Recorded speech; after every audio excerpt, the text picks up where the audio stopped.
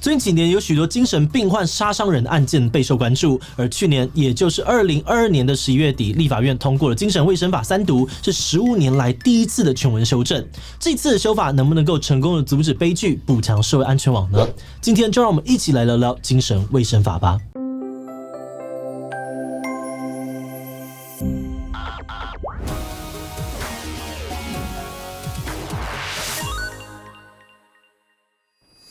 Hello， 大家好，我是志祺。根据许多犯罪学的研究统计无论是台湾或是其他的国家，精神病患犯下重大刑案的比例其实并没有比一般人还要高。不过有不少的研究也会提到，那些精神病患所犯下的重大刑案确实特别容易受到群众的关注。比如台湾这几年发生过的铁路杀警案、便利商店粗眼案等等，都让人印象深刻。而这类的案件发生之后，有许多民众都会认为，这代表政府的社会安全网出问题了。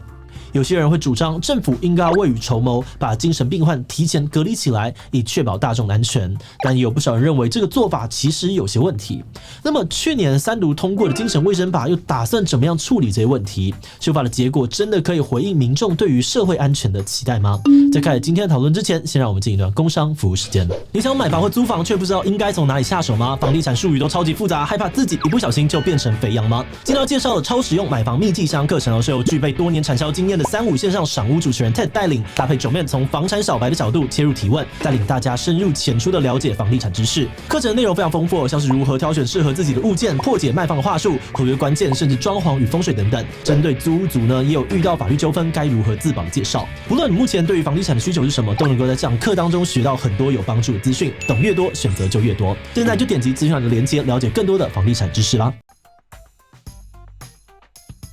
目前实务上面对精神病患发病伤人的这个议题，主要会分成已经犯罪的病患以及没有犯罪的病患两个角度来讨论。如果是已经犯罪的病患，法官通常会透过各种方式去判断当事人在犯案的时候有没有办法辨识自己的行为是犯罪。如果他没有办法辨认，那法官可能就会给予减刑或者是免刑。这条法律让许多民众不满，担心犯罪的人就会用装病的方式去逃避刑责。而这个部分我们在之前这支杀警案的影片当中有讨论过，今天就不特别赘述。那话说回来，这条法律有一项配套措施那就是法官认为被减刑的患者如果还有再犯或者是造成公共危险的可能时，就可以施予监护处分。简单来说呢，就是出狱之后还得要接受治疗，时间可以长达数年，而且如果治疗之后病患状况还是没有改善，那这个监护的时间还可以无限延长。而监护处分最常见的做法就是强制住院或是住在精神医疗机构当中。那当然大部分的民众可能都会认为既然有犯罪记录的病患这么危险，那就应该要一直关起来。不过实际上呢，这种无限期延长的状况非常少见。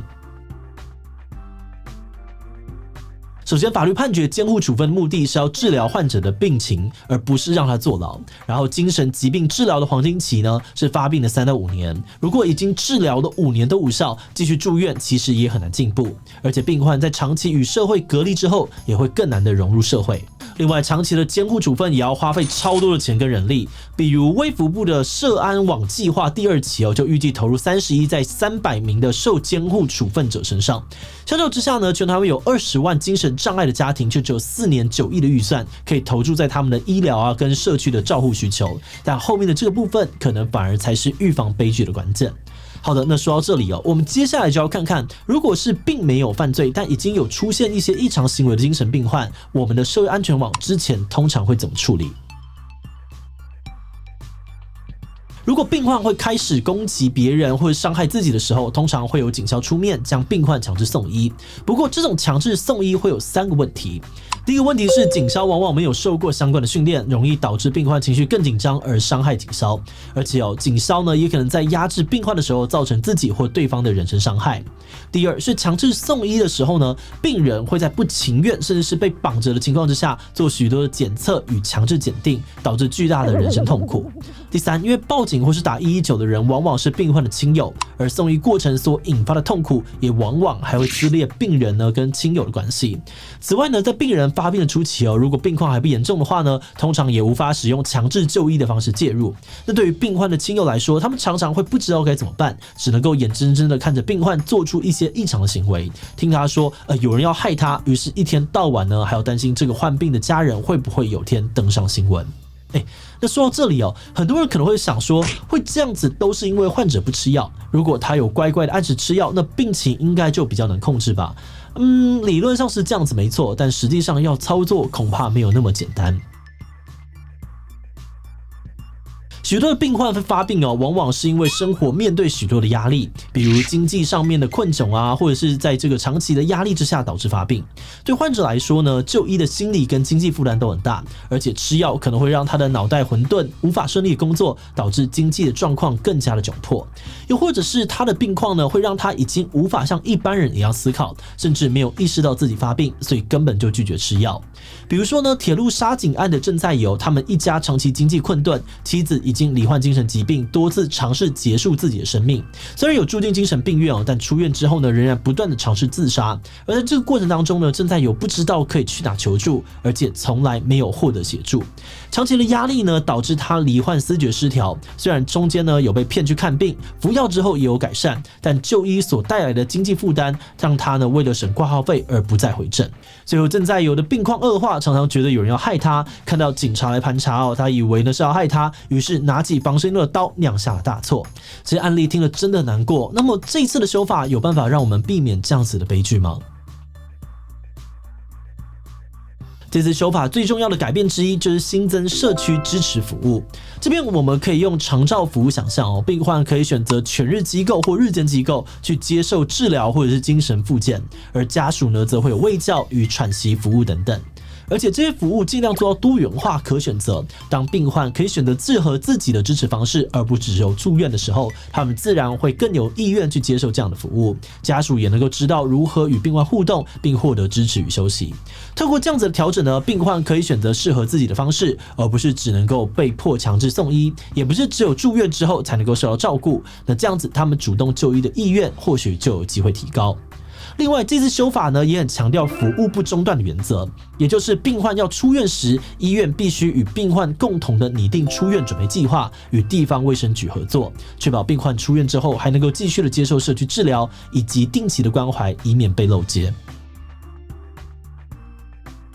为了整合政府提供给精神病患的资源新法也大幅强化了社区心理卫生中心的功能。原本各县市的心卫中心是法律定位不明确的尴尬单位，时常呢只有一人负责，现在则是整合了社福心理、就业等各式的资源，提供给出院的病人。而另外呢，新法也强化了病患人权，主要是维护病患的知情同意权。原本严重病人呢，可以只经由其保护人或是法定代理人同意，就强制的住院或强制社区治疗，现在都要跟病患说明，并尽量的获得同意。此外，病患发病被紧急安置之后，原本决定是否强制住院的流程是只要透过相关审查会就好，而且可以无限次的延长。但现在改成法院裁定，由法官精神科医师、病患权益团体共同参与审查，而且最多只能够申请延长一次。那病患在等待法院判决的时候，也能够获得法律的辅助。不过，为了避免病患不愿意接受治疗导致病情恶化，新法规定，如果病患的强制住院结束，经评估仍需住院，机构应该要重新启动强制住院程序。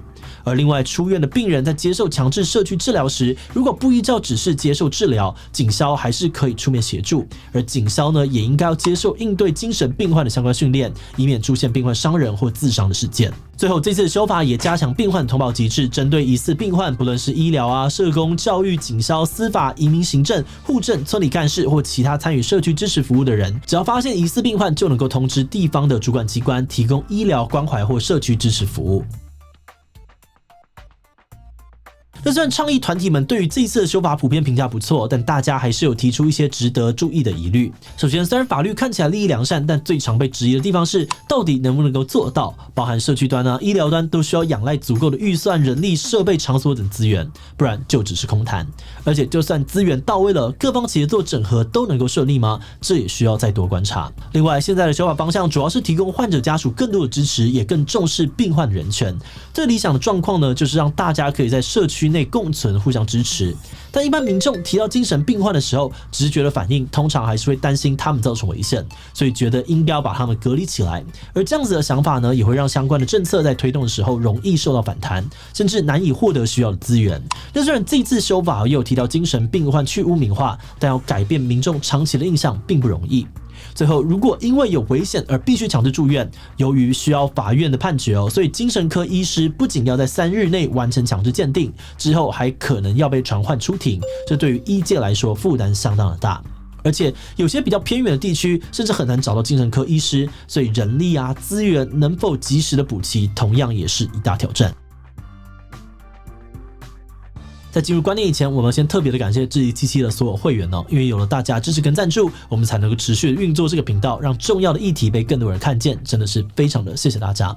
那如果你愿意支持我们走得更远，欢迎点击频道主页的加入按钮，成为我们的会员，或者也可以用超级感谢小额支持我们。好的，那话说回来，最近几年发生的几起精神病患攻击事件，每次都让我们非常难过，因为呢，事件的背后代表的是至少有2个家庭的破碎，被害者家属失去亲人，而病患的家属看着自己的家人犯下难以原谅的罪行，难过的同时呢，也要承受庞大的社会舆论压力。那当然，在感性跟理性上面，我很难完全的否认说，精神障碍的这个患者确实可能成为社会安全的不定时炸弹。但是根据卫福部的报告，目前全台湾大概有200万名严重程度不一的精神障碍者，而这200万人当中呢，接受社区复健服务的大约有3万人。如果我们认为精障的患者都是不定时炸弹，都要隔离起来，那这恐怕要消耗非常非常可观的资源，几乎不可能达到。而我们在几次研究过后呢，也认为原本的法律制度真的是有很多问题，所以这次的修法呢，能够换一个思维来处理，我们觉得是一个很好的开始。